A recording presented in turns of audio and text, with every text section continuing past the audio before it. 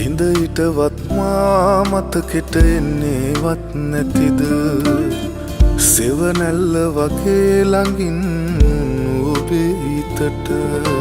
පාලුරයක මා තනිකර යන්න තරම් දුරක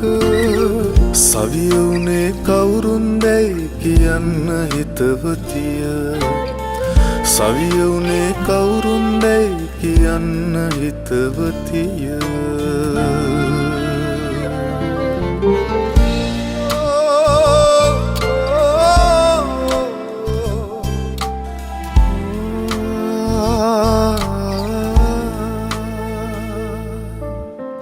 මේ මාවත් දිගේ ඇවිද